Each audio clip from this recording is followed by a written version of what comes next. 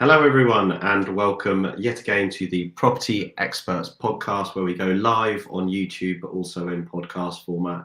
And if you haven't joined us before, we're serial entrepreneurs that run multiple businesses, all in property and construction, including surveying, development, investment, and architecture.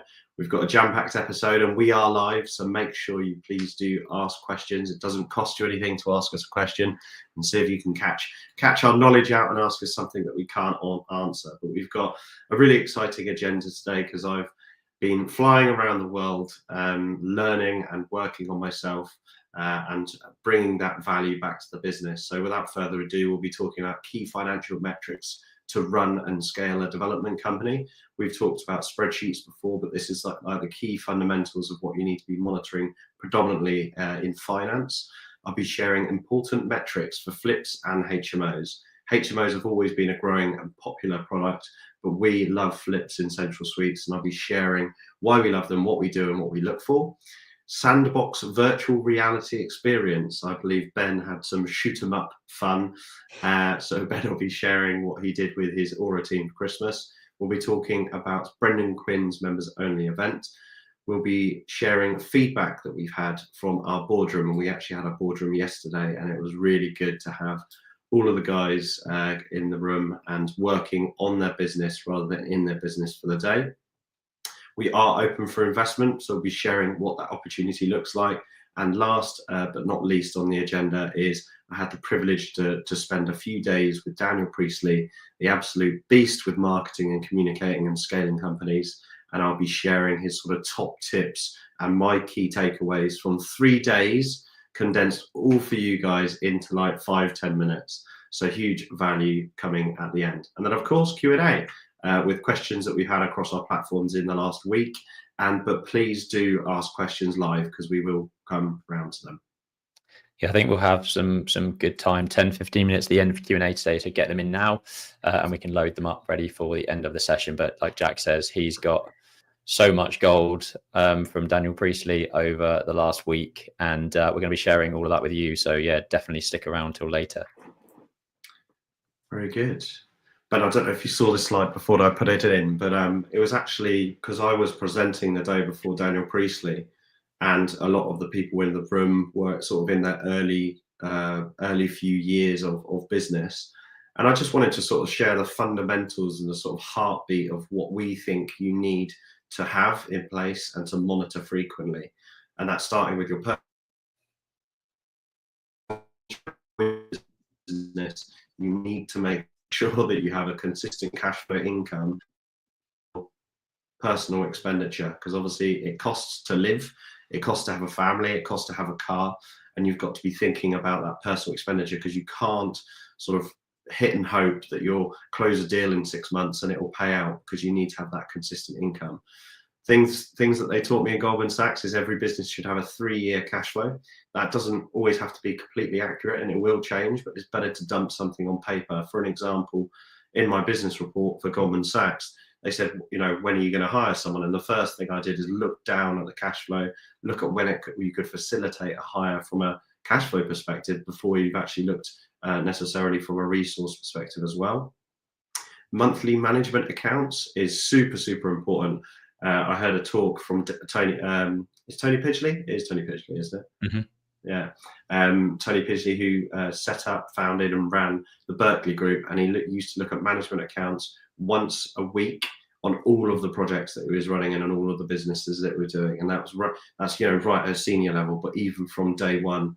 And Josh Keegan obviously talks about the importance of understanding the management accounts of your business, and when you do scale. So, for an example, Central Suites has got over 100 bedrooms. We can now actually monitor risk or leakage or too cost-heavy elements of the portfolio just purely from looking at the management accounts.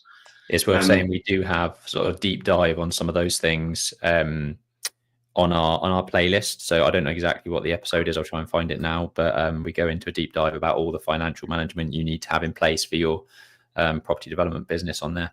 Yeah, of course. And then onto balance sheet. So with a development company, quite frequently you might be asset rich but cash poor. I've talked about managing that cash flow, but if you are potentially asset rich, you need to have an understanding of your debt to liabilities ratio to understand where the value is in your portfolio. Because sometimes, although it doesn't feel like you've built wealth or value or profit, because you don't crystallize profit until you sell, typically, you may be building up equity, which is also a good metric to be understanding for your business growth. Understanding your internal rate of return is quite a perspective, and that is analyzing the return on cash that you get within your business. Super key, because obviously if you're going to invest externally, if you're going to reinvest with yourself, if you're going to borrow money, it's good to know exactly what the return on your costs in the business exactly are. So some of the key developers that I do know, just off the top of their head, know exactly what they can get as an average return on their cash annualized. And it has to be annualized, because a 50% return is great, but if that's over 5 years, it's only 10% return. So understanding the sort of duration is what IRR, indefinite rate of return, actually stipulates. And then last but not least, understanding the cash requirements for projects, because once you've built a 3-year cash flow for the business, it's then also really important to run a cash flow for each individual project. And I was chatting on the Ground Up podcast actually earlier today, because Ryan implemented a technique that we use. So when you're delivering a project, not only do you need the deposit, not only do you need the funds to get it over the line, so stamp duties and legals, not only do you need the professional fees to get the planning potentially, you also need to retain a cash buffer to start the works and have that cash buffer in your control, so that when you're delivering the scheme, the funds are getting drawn down in arrears from the development facility, and understand the actual cash requirement for a project. And really recently, we're capital raising for a new development that we have in legals, which is actually a bank. And we've been basically sliding the scale of the cash requirement against the debt requirement. So understanding that very detailed is super, super important. Anything on that you wanted to add, Ben, for the sort of? No, all good. I was just trying to find the episode in the background, but we actually did an episode and then we pulled out the specific video or section of that into a standalone video on our website, and it looks a little bit like this. So it is the episode called Financial Planning 101 for property businesses, and it looks like, I'm not sharing, I'm sharing now. There we go. Financial Planning 101 for property businesses. It's my mug on the image, on the thumbnail, with projected costs, overheads, cash flow, loans. Yeah, take a look at that video. It's what we're trying to do, just as an FYI, if you're tuning in on audio or on YouTube, we are actually every week pulling out some of the topics that we've gone a little bit deeper into, and we are repurposing those as long form content videos on YouTube. So yeah, you'll also find, as well as the lives that we are doing here that are an hour long, we're also pulling out 5 to 10 minute bits from individual topics of the lives and repurposing it into a full sort of video for you, so you can find specific tasks and topics that you want to review. So yeah, keep an eye on that. Very good. Very good. And also, before we do slide on from that, there's a bit.ly link with our templates. If you make an inquiry through there, we've actually got personal expenditure template, we've got 3-year cash flow template, we've got management account template, but realistically that should be managed by your accountant. So if you would or need any of those templates, hit us up on the link, which is bit.ly/capital XP_T for templates, and you will be able to make an inquiry to get those templates. Nice. Completely for free. Mm-hmm. Cool. Essential metrics for flips. We actually touched on flips, I think it was maybe last week or the week before, and why I believe they are not dead. And we love flips in Central Suites. We've got a few on the go at the moment, actually quite a lot of projects in Central Suites. But the reason we love building up flip in our portfolio is every HMO that we keep, because we're down south and there's normally quite a little bit of cash equity that's stuck in the deal. Every flip we do, it kind of like forward funds the next HMO. So it works well sort of in tandem. They're similar projects, similar, conversions, similar build teams, etc. But there's a few important metrics that we actually typically look for when we're doing flips, and some of these are rules of thumbs. So every deal is different, and I obviously recommend you do your own numbers and analysis. But what you probably can't just see on the screen there, on the right-hand side, is I've actually pulled the metrics together of every flip that we've done in the last few years within Central Suites. And just to narrow down that sort of detail, to do a flip, you've got to do, and I shared this in a previous episode, you've got to buy right, and you make sure you get the value, or you acquire at the right value.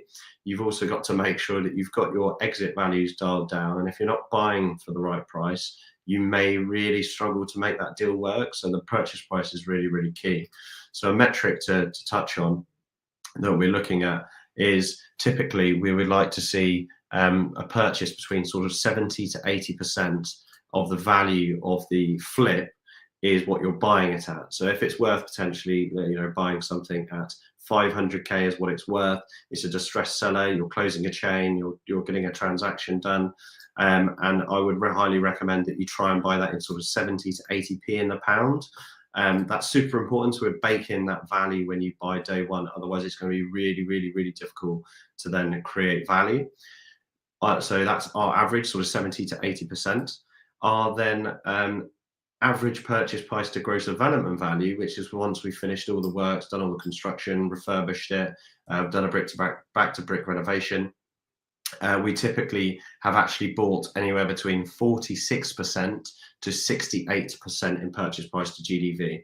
Now, purchase price to GDV percentage is a metric, like I said, you've got to monitor different things, but equally, that's a super important metric. We use it in our commercial conversions. I know for a commercial building, we've got to be buying it typically for less than 30% of its GDV.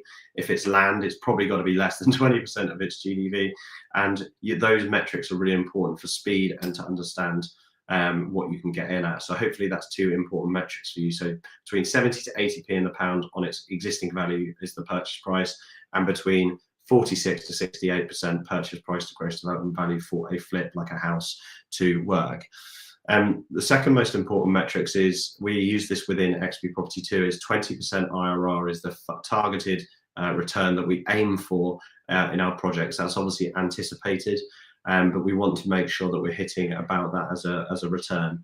The unique thing about property flips is we actually hit quite a low percentage on GDV, so in some cases around 10%. So if we're selling for 500k, we might have only made 50k net profit on it. So it's quite a low return, but it's a very low risk because there's no ground risk, build up from the ground risk, there's no planning risk. You're normally just in and out, refurbish and sell. So that 10% on GDV may have to equate to 20% return on the cash that's gone into the deal. And then last but not least is volume and speed. The longer you take on these projects, the more it erodes the profit. And if you do, for example, I was chatting to someone the other day who is interested in flips, and I said, you kind of need to do quite a few to make the you need to be doing quite a few to make it worthwhile. Sorry, question there from Gaming with Chubbs TV. I know that the numbers aren't legible because it's quite small. I'm happy to send that to you directly or to any of our listeners, but it's more the sort of what I'm saying is probably more important than actually what's featuring on the screen. But I hope that's helpful. I've sort of talked through the numbers anyway for our podcast listeners. But they're the essential metrics that we look for flips. If Ben, you want to go on to the next slide, I'll discuss what we target for our HMOs, which I think should be more readable, which is good. So one important metric for HMOs is like the scale versus employment. So our current gross income for our portfolio is about 600k. If we were to be paying an estate agent to manage that, we'd be expending about £84,000 in agency fees. So we're now of this scale where it actually warrants us to bring it in-house. We've got an employee at £24,000 per year, and we're making a margin at scale. So one thing I love about HMOs is we're going to do it, go big, because then you actually make income on the management. We target also a 25% return on cash left in, without any management fees if it's our own, or if there's management fees, that might be a slightly smaller return. And the reason we target 25% return on capital left in is, one, we want to know what we're getting back on the cash that's gone into it. That's the opportunity cost we're assessing. 2, we normally fix our HMOs for 5 years once they've been finished. So I know that within the 5-year term of that mortgage, which is a fixed rate mortgage, well, by the time that we come out of that mortgage, all of the funds and the capital's out. So you're kind of de-risking that particular asset at that time.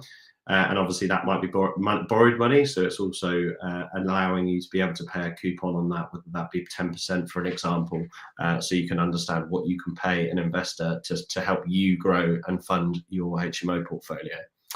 Another metric that we use, and I actually stole this from Rod Turner, which is 10% return on equity. And what that means is, when you buy, renovate, and refurbish a HMO, you could sell it, not typically as a HMO. A lot of the HMOs that we do are kind of family homes that we've generated value from. And we've normally got some equity stuck in that project. Now, I want to make sure the return on equity is really strong, because we've had high cash flow HMOs that look really good on a return on cash perspective, but the actual return on the equity is really, really weak. If it's single digits, I might not be as enticed to do that particular project. So we also focus on a minimum of 10% return on equity. You can actually see from this spreadsheet, hopefully, that our return on cash left in is 52% per annum, and our return on equity is 21% per annum. And this is a HMO that we've just bought, so these are indicative figures, but that is the metrics that we look for from a return perspective. Moving on to stress test. Our stress test in our HMO stuff is less, I would say, detailed and concerned as our development. Obviously, a development is typically a more riskier play. So you've got to be a little bit more on your onions to make sure that you're actually annualizing the particular risk in a development. But for HMOs, we do it too. The main risk on top of build contingency is actually the interest rate that you're going to be paying in the market. So we have 3 different columns, and you can play around with those interest rate figures to scenario when and if interest rates were to go up to 7% for this type of product on a 5-year fix. How does that asset and portfolio cash flow, which is a really key one. And then a couple of weeks ago, we got a question about locations, and I shared quite a detailed review on location analysis, so how you pick areas and the data that needs to go into that. I think once you roll all of those areas together, you're in a really good place to start growing a HMO portfolio. Nice. Sound metrics. I've literally just messaged David from our boardroom, because we were discussing one of his deals earlier this morning, and actually we were talking about some of these key metrics and what you look for with your HMOs. So yeah, really, really useful stuff. Anything else you want to mention about that, or is next page? No, we're all good. We're all good. Cool. This is me. It's silly season, isn't it, with Christmas parties and whatnot. We had XP's one last night, which is why probably Jack and I are a bit groggier today. There was certainly a few sore heads in the office this morning, but I missed out on the karaoke at the late night party, which I'm gutted about. But let the younger folk kind of get involved in that. But Tuesday this week, we also went on our Aura Christmas do, and I've got absolutely no affiliation to Sandbox VR. I've never done it before, but I loved it so much that I just wanted to shout it out, really. It's as simple as that. We had an absolute blast. It's basically 6 people in a room with the proper VR sort of headsets. You get your guns, you get all of the sort of things on your wrists and legs so that it knows where you're standing and all that sort of stuff. And you can shoot zombies. You can do a sci-fi thing like showing on the screen here. You can see Jamie with his shield protecting everyone. But I absolutely loved it. If you're looking for an activity to do with a team, we have gross profit margin bonuses within Aura. So every quarter, if we hit our bonuses, if we hit our targets, we will go out on like an afternoon activity. And I will definitely try and get the team back to Sandbox VR to do another session with them. It was really, really high tech, really, really cool, very intense. I haven't got the sound on, but Matteo, one of my architects, was screaming like a girl for half of it. It was really, really good fun. So yeah, I just wanted to shout out Sandbox VR. There's one in Wandsworth and Covent Garden. So if you're London based, do check it out. Love it. I've never actually done any VR gaming, so I'd love to. It was so much fun, honestly. I did clock Jamie in the head with my gun a couple of times. out of panic, sheer panic. But yeah, so much fun. Cool. And then on to Brendan Quinn's Central London Property Network. As you know, if you've been listening to this, we have been sponsoring Brendan's events for about 4 years now as Aura Architecture. Absolutely one of the best property networking events in London, the 4th Thursday of every month. So get yourself along. What I'm shouting out here is a gathering that we did at the Aura office this Wednesday for sort of the 15, 20 people that are annual members of Central London Property Network. So for £150, you can get yearly access to the events. I think there's 10 events every year. So you're looking at 15 quid an event. And the amount of value in the room from investors, developers, professional services providers, they have fantastic panels at the in terms of speakers, presentations from all sorts of people across the industry, whether you're raising finance or trying to find deals, is a great place to network and learn.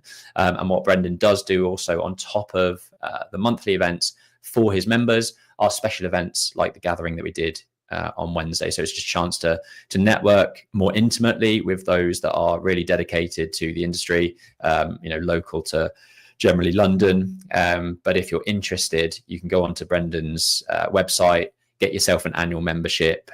We also have curry evenings before most of the events to meet up with the other members, have a chinwag with people that are out there doing great stuff in the property industry. So yeah, just wanted to shout out Brendan's events. He's got a National Development Summit, which is being hosted in February next year, and he's going to be launching that a lot over the Christmas period. So you'll probably see us share that a lot more. But I think he did this last time in 2020, 2021. There were about 200 plus people in the room. Again, some amazing speakers, great chance to network and grow your presence within the industry. So keep an eye out for that. If you do like this podcast, we'd love you to rate us on Spotify and leave us a review on Apple Podcasts. I think earlier in this, we've started to sort of pull a few of the testimonials together. A couple of things on Instagram we've had recently. Love the podcast, very honest and informative. Listen every week now, and I'm working my way through all the previous ones. Please keep them coming. And I do love your pod whilst driving with a cup of tea, site to site. It's great to get feedback like that. If you do tune in regularly, we'd love to hear from you. We'll continue to sort of share content every week for you guys to listen to. Cool. And then on to more specific kind of one-to-one consultancy, sort of boardroom mentorship that we do. We have been running the XP Boardroom for a while now. We do one-to-one consultancy. Dean and Scott from Thistle Rock Property are sort of been with us for 5 months now. They posted something a couple of days ago that said it's been a great experience for them, spending time with us and the other boardroom members, providing guidance on how they can grow their business alongside setting monthly goals. And it's great to hear about how we as XP go about running our business and how we continue to grow them. So yeah, that's the sort of value you get from the boardroom. We'd love to continue expanding upon that because it's great to have that more intimate discussions with people and go really deep on deal clinic and deal analysis. So we have a session where a couple of people will bring deals that they're actively looking at. We kind of pull them apart, put them back together again, think of creative ways of doing them, maybe suggesting things that will either save loads of money through mistakes maybe we've made, or add value by looking at ways in which we can tweak the layouts, increase the GDV, reduce build costs, structuring it in a more creative way that benefits you. So yeah, these are the sorts of things that we do in the XP Boardroom. Not only is it about property deals and property developments, but it's then also about the businesses behind those property deals. We've also run service-based businesses. We have grown 6, 7, 8 figure businesses up to this point, and we love sharing all of the information that we gather from our non-exec directors, from the professional development that we do outside of just XP. And yeah, all of that information gets passed down to our mentees and our boardroom members. So if you're interested in joining, there will be a link somewhere around this page or in the description to register your interest and tell us what you want to get out of it. Yeah, I'll just say 3 people in the last week, one was with Ben, but have told us that we aren't priced high enough. So if you are interested, make sure you inquire quickly, because the pricing may go up and you obviously get lock in a way better rate. And when it's full, it's full. We can't keep growing it. So yeah, we've only got a couple of spots left, so it'd be good to hear from you if you are interested. Yeah, just adding on to that, actually, we did have quite a few people, around the table say, they appreciate how much time we give. We do these things free on a week, every week. We have a community in a WhatsApp group for all of our mentees, all of our boardroom members to share information. We're always kind of feeding into that and giving them up-to-date information from our planning consultants and our external network. We are very, very generous with our time. And there's so much value that we do give away for free. If you enjoy the value you get for free, I guarantee you will absolutely get huge amounts of value from actual paid consultations, where we can give you a little bit more direction on a more intimate and personal kind of level specific to your business. So yeah, reach out if you're interested in working with us. And on that note, we are open to investment from external investors. We've raised over £16 million to date from an equity perspective into our deals, close to £50 million in debt across the portfolio and the projects we've worked on. So raising finance is something we are very, very good at. We love working with investors, and we want to bring more investors into our network. The amount of deals that Jack kind of pipelines, we're always running out of money for new deals. The sort of returns that we can provide historically have been very robust, and we want to continue doing that and working with new investors. So if you've got between £200,000 up to £2 million plus, we can find a home for that money with some fantastic award-winning property deals. Okay, on to the good stuff. Daniel Priestley.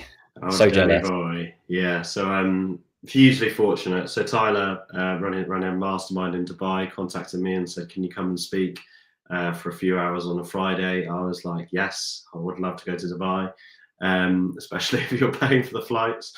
And Daniel Priestley was presenting on the Saturday. So I actually, come speaker, I was actually eating my my hoodie. Come speaker, come student on Saturday. I got my notepad out and I was just sat absorbing information from Daniel Priestley. And what I really loved about it is the group that he was presenting to, and that the group that I presented to were quite green. They're very early on in their stage of growing a property business or a business. So he basically started from the fundamentals, and there's quite a few things in here that if you are struggling to raise investment, this will really help you. If you're struggling to communicate with clients, if you've got a service-based business, this will really help you. If you're struggling to manage your own time, if you're struggling to create sales and create demand. So I will go into all of that one by one and sort of share the sheer knowledge and value that he could bring. And he's just such a switched on guy. Like, he literally had no slides, just rocked up, chatted, and I was like, this is gold after gold after gold. So hopefully I do him justice in transferring this, because he's super fans. And anyway, let's cut to the chase. He started off with various things, but actually one thing that he really touched on is Google have done a wealth of data research, and where it used to be a point of 7 points of contact to create a saleable lead, that is now merged into something slightly different. It's very similar, but slightly different, given we're in the digital age. He said he's very macro, Daniel Priestley, and he said, we were in the industrial age where it was really profitable to create products. We're now in a digital age where it's not profitable to create products. It's profitable to create sales. And he uses this mantra, which is directly from Google's stats and data that they recently did on a big research program, which is 7-11-4. And the 7 stands for 7 hours. The 11 stands for 11 individual bits of engagement. And 4 is on platforms, whether it's face-to-face, Instagram, LinkedIn, YouTube. So you guys listening to this now, we're building up one of, let's say we're on for an hour today, one of the 7 hours, or if you come off, but God forbid, halfway through the live.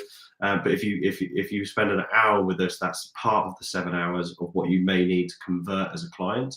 11 different engagements. So that might be a video, a short, a reel, face-to-face, bumping into in Tesco's. It could literally be anything.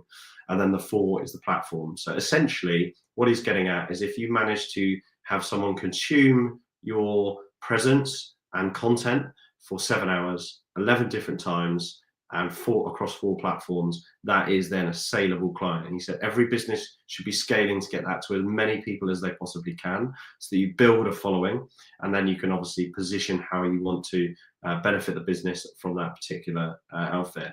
Thinking from investors, you know, if you've had a phone call with an investor and you send them a deal and say, look, I've got this deal, would you want to send me the money? Otherwise I'm going to get another investor involved. Have they been through the 7 hours, 11 touch points from 4 mediums?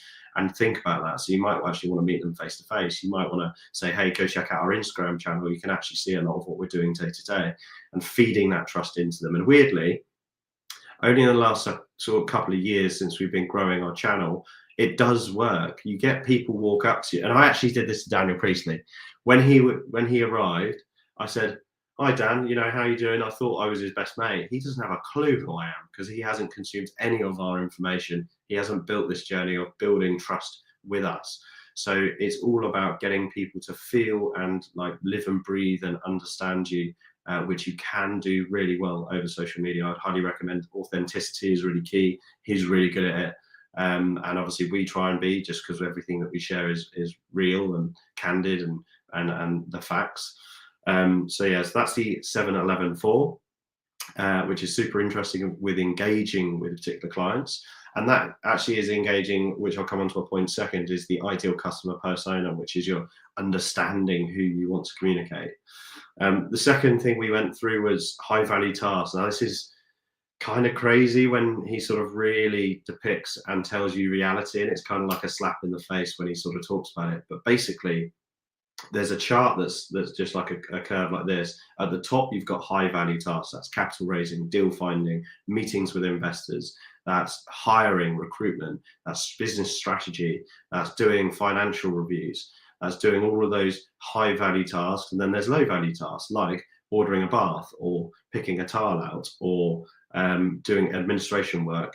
And all those low value tasks, business owners should be always trying to push themselves to the top of the chart, to be doing the high value tasks, because they're almost unemployable. It would be super difficult for us to bring someone into the company and hire them to capital raise, because a lot of our investors want to invest in us. They want to see us. They want to spend time, chat to us, understand how we operate our business, how we manage those risks. So that is a really key life changer for me. And what I'm going to be doing is I track my time on Toggle, and I'm going to be now coding the high value tasks and low value tasks to try and push compounding value of pushing those tasks from low value to high value tasks. The ideal customer persona is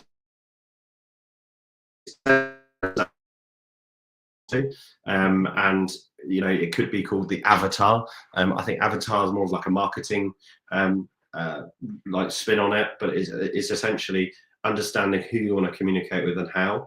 And then what's really important in moving on to the next process is their current reality and their desired reality. So that's the difference between them buying a product. So for an example, let's say you know, they want to buy a new car. The current reality is they don't have a car. The desired reality is they have a car. The obstacle in between is where money is made. That's the arbitrage value. And that's where businesses create value. So what you have to try and do is create a very seamless process for them to do that. But you have to understand exactly what their current reality is, what their desired reality is, and why they haven't got there. So understanding the problem and solving the problem is really, really key. Second to last is signal of interest in creating demand. Now, he's amazing at this, and we talked about this at length. And it's basically, often you might go into business where there isn't a demand for your product yet, and it's how do you create that demand? So, you know, he uses an example of if you have 100 units to sell and you know, basically started pushing marketing, so email marketing, Facebook marketing, sponsored ads, whatever it may be, you might get a trickle of sales if the price point's right and the product's right and you've marketed well. But his view is if you always create a cap or create a limited period of time, and then request a signal of interest. So for example, let's say he wants to sell 100 units, like I just said, and rather than incremental sales going up and up and up, he goes, actually, I've got 100 units, but I'm going to tell everyone I've only got 10. So I'm going to take expressions of interest to sell only 10. When the 10 are gone, they're gone. You'd have probably noticed that I said that in our boardroom. That's not a coincidence. The boardroom does get full, so it's not a lie there. But creating that demand, and that's essentially all it is. What he then said is you might get 150 inquiries of signals of interest, or let's even call it 30, and then you can close those 30 out to ensure that you get better sales progression and build a bit more hype around it. And that is pretty cool to build demand and desire from like day one. He also talks similar to what I learned at Goldman Sachs, the Simon Sinek Y model. But Daniel Priestley is actually a tree, a nice apple tree. The apples on the tree are your products. So for us, it's flats, surveys, architectural drawings, HMO bedrooms. But that is the product, and often the product is what is being marketed and fed to the buyers first. You think as a business owner, like we did in XP surveys, we think, what do we sell? Right, we do drone surveys, we do measure surveys, we do topographical surveys, but the architect doesn't actually care what you're doing. They obviously use your product, and they will understand that you're educating them what you do, but the why is way more important. So the why in our surveying business is we save architects time and money. And that is essentially the why. The what is actually because we deliver a better product, and we sit down with our architects and adapt our product so that it fits better into their process, and they have to spend less time cleaning up drawings. But the actual why is the message that you push through, and that's really important. Last but not least, we talked about like introducing yourself, and I love it. Like how simple can it get? I'm there in Dubai. I feel like I've got a fairly good elevator pitch. I've been tested a few times in front of audiences when we stand up and do a 20-second pitch. But it's also really useful in your day-to-day. And he talked about the effective way to communicate and to do introductions. And the way that he typically does it is he normally starts with a bit of an origin story. So what got you into what you got you into, and why you're best placed to do that. Your mission, which is what you want to really achieve in that industry, which is kind of like your 3-year goals, and then a 3-week goal as well. So, sorry, it's actually 3 months. That's a typo. So you've got your mission, which is the 3-year goal, and then you've got your sort of the next steps, which is your 3-month goal. So to give you an example, obviously my name's Jack Jiggins, property developer. We've been, I grew up on a building site, and now I've, got my own development company that we're running collectively with Ben. Our mission is to deliver £1 billion worth of property before 2040. And in the next 3 weeks, we need to close off 2 projects and capital raise X amount. Now, what you're feeding there is you're letting them know what you're going to be doing long term. You're letting them know what you're going to be doing short term, so they can give you introductions, resource ideas, questions, whatever it may be. Whereas before, my introductions used to be, I'm Jack from XP Property. I run a property development business in Oxfordshire, but you're not giving them anything to help you. And it's all about communicating that and giving them the chance to help. Humans like engaging, connecting with other humans. Humans like and that's what you're trying to put on a platter, basically, for them to particularly. He said that once you start doing this, you will start meeting some interesting people, and they'll make interesting introductions, and then it'll get better and better and better. And eventually you might, raise that capital that you need, or get the introduction that you need, or, and this is super key. And it actually, for me, having been surrounded by a lot of people in retail in Goldman Sachs, I think this is an absolute game changer for your business model, just to get your intro dialed down, because a lot of retail is getting indoors. Like if you ran a product and you said in the next 3 months, my mission is to get into Waitrose, if you said that to everyone you met, I can almost guarantee eventually that you'll get an introduction that helps you get on that step to where you need to be. So super insightful. I absolutely loved being around, like I call him a winner. He's got a super potential exit coming up ahead of his Score app business, which is actually quite a good business, which I'll give a plug. So it's basically an app that helps entrepreneurs grow and scale their businesses, and it's called Score app. I think it's scoreapp.com. But super interesting stuff. But Yeah, loved it. I mean, Ben, one thing I didn't say in our boardroom the other day is he actually believes that between 10 and 13 years old, something happened to you in your life as an entrepreneur that made you the entrepreneur you are today. So coincidentally, I was like racking my brains with what my story was. And I actually think it was basically there was one of my like direct neighbors was a young guy my age. I think we were about 10, 11 years old. And we had this, well, I had this, you know, teenage girl who was probably 15, 16 that was raising money to buy a new horse. And the way she was doing it was wash cars. So I thought, that's a good idea. I could go out and wash cars. But anyway, over the course of all of that summer, we washed car after car after car after car between us, and we were splitting the profits. And we made hundreds of pounds as an 11-year-olds together. And I learned a little bit about money management, negotiations, sales, obviously buying product, and being efficient at working. And I thoroughly enjoyed it. I think that's what gave me the buzz to be like, actually, you know, this business stuff I quite like this aspect. Obviously, I was the one cleaning the cars, which is not very good use of my time and a very low value task, but for an 11-year-old, not the end of the world.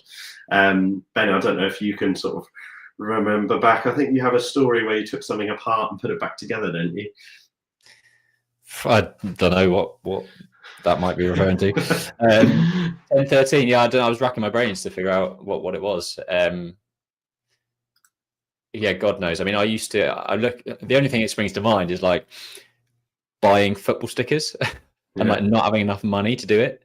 So like thinking about how I can, at that age, I think I was almost trading Pokemon cards as well. Like because I didn't have enough money to like buy the football cards, but I had loads of Pokemon cards and I was good at sort of trading lots in for like the big shiny ones that were worth a lot more. And there was a gaming shop within my local town where you could go and sell them. So I do remember like making some decent money at that time, sort of like trading Pokemon cards, then going and getting money for them in my local gaming shop. But yeah, I mean, that's the only thing that really springs to mind without having a proper thought about it. Yeah, I thought there was a story where you like took apart a Hoover and put it back together or something.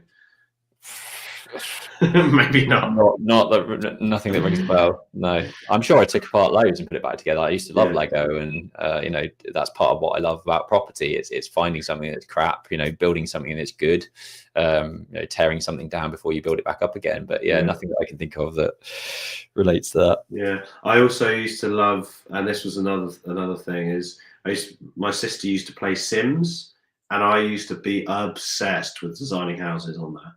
Like literally, I didn't give a monkeys about the people. I would literally just like be building houses and then do another one next door that's slightly different and rebuild it. So I used to build houses with no doors or windows so that the Sims died and then the Grim Reaper came. Slightly different. Yeah, maybe you should be an undertaker. Actually, they wet themselves before they died, I think. So, anyway, yeah, I probably would. I clearly found that quite amusing at age 10. But anyway, it was super interesting to hear that, and we went around and got everyone's origin stories in the room, and some of them are actually like the beauty of sharing an origin story is, you know, my origin story is really my dad came from a pretty I suppose, you know, unfortunate background, you could call it, but he's completely in one generation completely turned around like the life security of his whole family, and that was super inspirational for me to see and be part of. And I want to basically osmosis that into other people's lives and do the same. And I think once you hear people's origin story, you think, I want to help you get to your mission. I want to help you on your way, because you build that sort of second layer of, I get it. I get why you're motivated every day to get up and do this, and I want to help you, which is really, really cool and a huge part of the origin story, to sort of you know, a bit deeper than just I'm a developer, you know, or, you know, and developers have a crap reputation as well. So it's good to go in with like, actually, I care about these things. Here's my mission, and this is what I want to do in the next 3 weeks. People go, you know what, that's cool. I want to help you, and it's a really candid, genuine way to communicate what you're doing. And I've never been that sort of forward with it, and it's definitely something that I want to improve on. Every year I improve on like I try and improve on my communication with people, because I think it's really like the first minute conversation with anyone is really, really important, even if it's a friend you're like checking in with. And this year I banned the word busy from my first line sentence, and I've really enjoyed not saying it, because it's just such a loose crap word, because it gives someone nothing. If you just say, "Hey, yeah, I'm busy," it's funny actually, now I've noticed that other people tell me I'm busy. So they go, "How are you? You busy?" And I'm like, "Yeah." So I'm not even the one saying it anymore. I can vouch for you on that. You have been very good at not saying that, and actually sort of leading with something sort of specific that you are up to, that, like you say, kind of helps guide the conversation and give somebody something to actually sort of hang their hat on and talk about. Yeah, I mean, it's the power of communication and people, and in this world, it's not what you know, it's who you know, and those introductions, or what you're going to get back from that is super important. But yeah, a little challenge for all of our listeners: remove the word busy from your next year. You're not allowed to say "I'm just busy," and equally try and work on your origin story, mission, and the 3-week plan to communicate better what you want to achieve. And I can guarantee that Daniel would guarantee that you'll start getting more business and it will start coming towards you. Nice. Some really useful insights there. I'm sure there'll be more that sort of spring to mind that we could bring up another time. And there's been a few that Jack relayed at the boardroom yesterday that we haven't spoken about today. But yeah, hopefully you find that useful. Please do let us know down below. Before we go into the sort of the Q&A that we have prepared, there has been some questions coming in during this. So we're going to bring some of those up. Jordan, thanks for tuning in as always. I reckon Jordan's probably our biggest heavy hitter in terms of comments, so keep those coming. Afternoon chaps, did either of you have any experience surveying? Why did you choose to start this type of business, and how did you get it off the ground in the beginning? I can sort of elaborate on that. I think businesses or businesses often start from a problem, right? That is the best way of doing it. When you see things like biodiversity net gain coming through, and all of the upgrades to fire through Grenfell, I sort of wish 3 years ago that I'd set up a fire consultancy or a BNG consultancy, because they're solving problems in a new market where certainly at the start of that process, nobody really knows what's going on. If you can become the best person in that niche to answer your questions, you're going to get so much more business because you're solving a problem that everyone is like, "Oh my God, I don't know anything about this." "Oh, but you do. Great. I'm going to pay you loads of money to tell me what to do." With the surveying business, it was a case of I was getting really poor service with Aura and seeing the kind of way things were done in that industry and thinking to myself, this can be done so much better. And that's kind of where it sparked. So I was using the service. If anyone tunes into James Sinclair, you'll understand all about folding a business into your existing empire. Effectively, it's vertical integration. That's why we call it the ecosystem, because it feeds into all of the other businesses that we run. So not only was I instructing, the best part of $4,000 to $5,000 a month of surveys myself as Aura, to other surveying practices, that's enough to bring somebody on board full time. So at the time, it had been on the shelf for a couple of years, to be honest. It went through being called Aura surveys, measured surveys, blah, blah, blah, all sorts of stuff. And I said to Jack, basically, should we just build this together? I'm not giving it the attention it deserves. I think 2 heads better than 1. Let's see if we can, grow this business. And that's where it started 4 years ago. It was a bit fortuitous that Jack was moving somebody into one of his new rent-to-rents, having a chat on the doorstep to find out that they had just been made redundant from a measured surveying practice. So it was a very easy conversation to us say, "Oh, well, we're just setting up a measured surveying practice. Do you want to come and join us and start building it?" And Oscar's still with us to this day.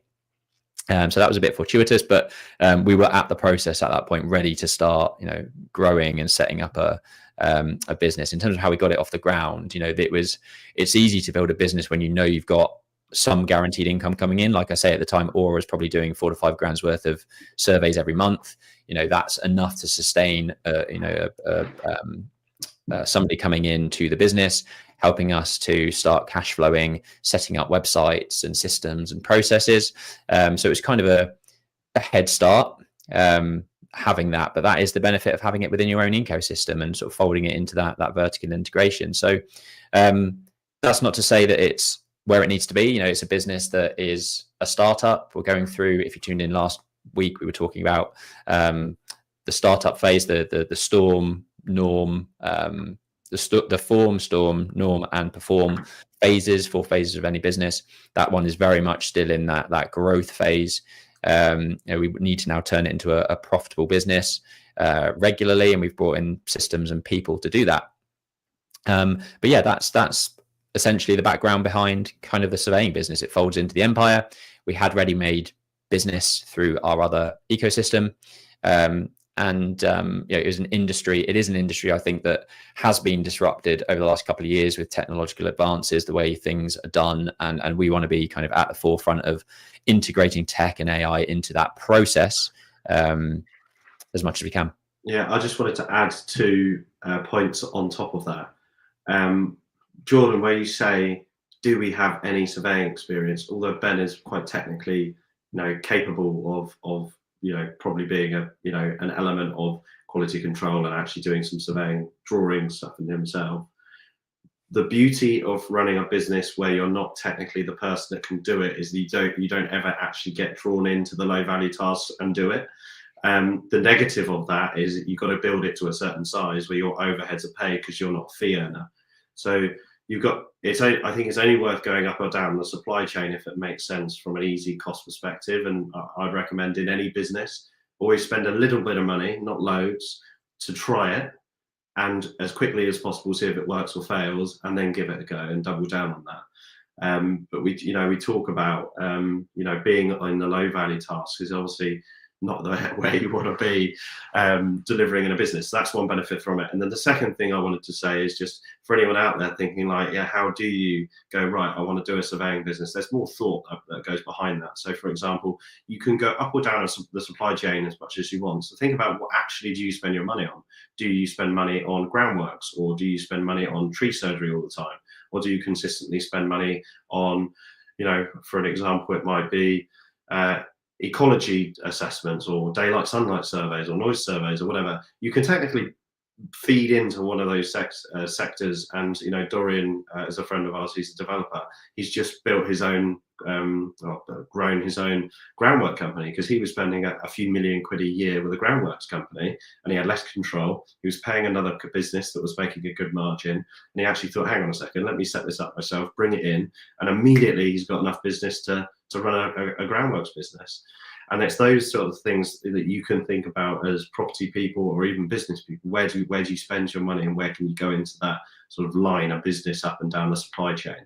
I would recommend you think about it long and hard, because it's challenging running multiple businesses all at different stages and growing them and getting them to critical mass so they make good margin, and whether you want to reinvest to grow and what does the exit look like and blah, blah, blah, blah. But I would recommend that you should only run a few businesses. So make sure that when you pick what you want to do, you do it and you stick to it and do it well. Yeah, we could go into sort of mergers and acquisitions. In fact, I'd love to go into that in a bit more detail, and it's something that we've actively looked at for XP Surveys. Growing a business from naught to £1 million revenue is really hard work.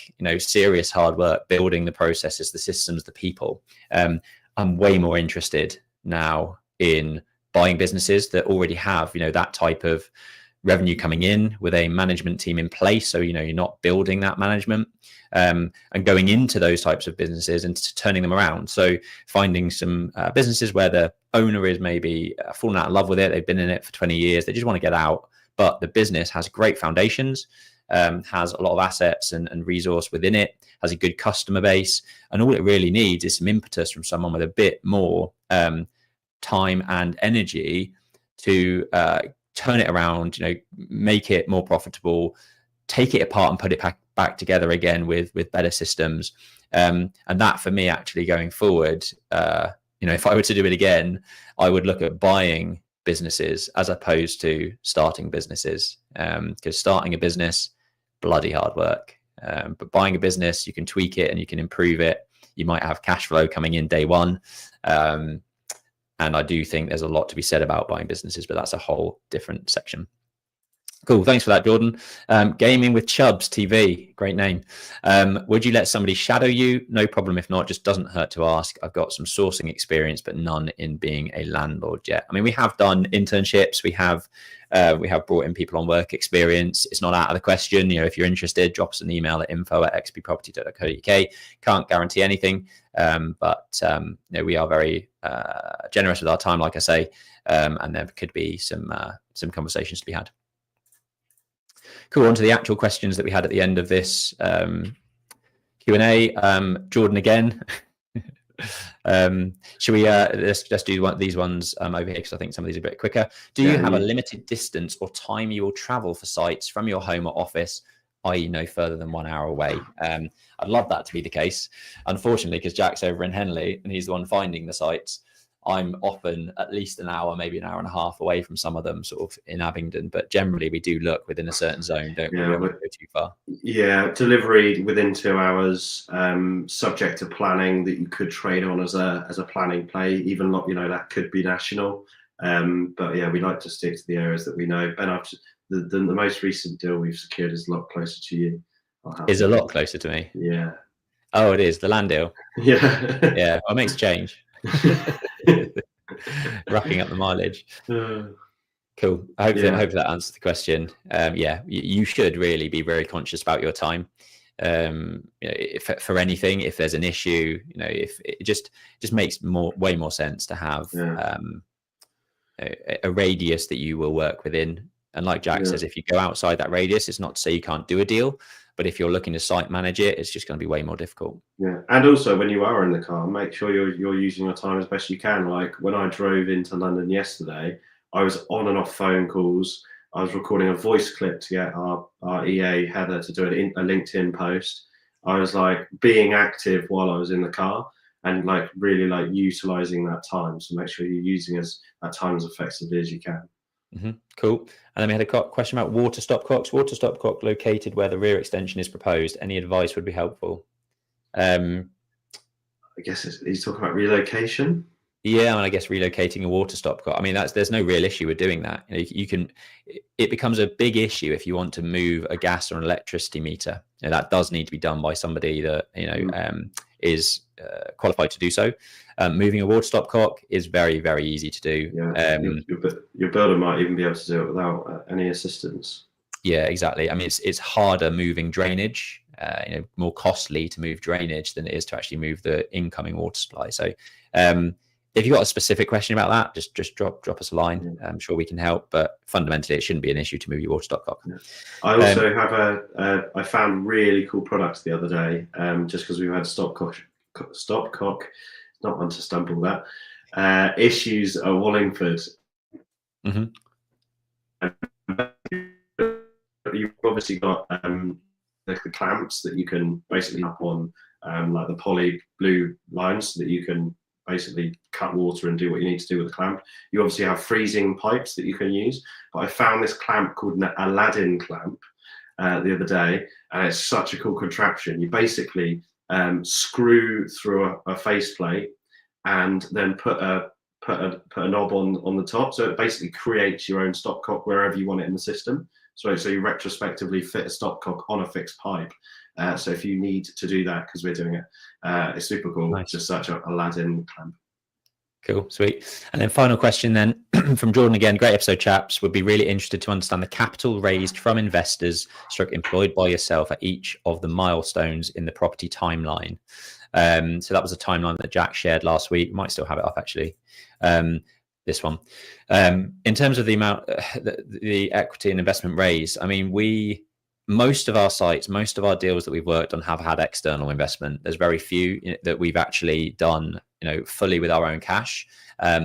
Sometimes we will outlay soft costs to get through planning, to pay for reports, to pay stamp duty. Like a lot of soft costs like that often get then paid back to us when an investor comes on board. So in terms of actual hard cash invested in our developments, it's often a 50-50 split between us being the experience, the sourcing of the opportunity, the delivery of the project, versus the money that comes in. That 50% goes to the money, 50% goes to the time and expertise to deliver it, and that's typically how we work. So yeah, in terms of a timeline of investment, I guess most of the time we are getting 50% of a purchase price from our equity partners. That's like a rule of thumb for us. If we're paying £2 million for something, most of the time we'll want about £1 million of investment.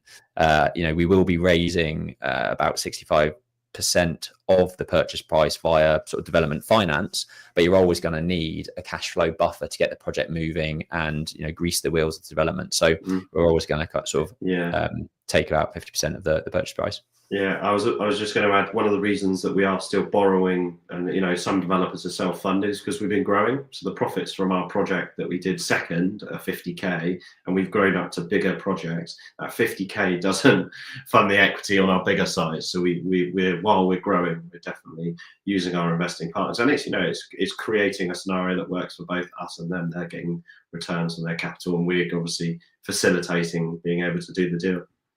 Yeah, nice. Cool. Hopefully that answers your question, Jordan. Would love to get more questions in. So, we will come back and look at any questions on this video at a later date, and we can maybe answer them next week. But thanks for tuning in this week. If you have been, have a great weekend, everyone, and see you again next week. Cheers. Bye.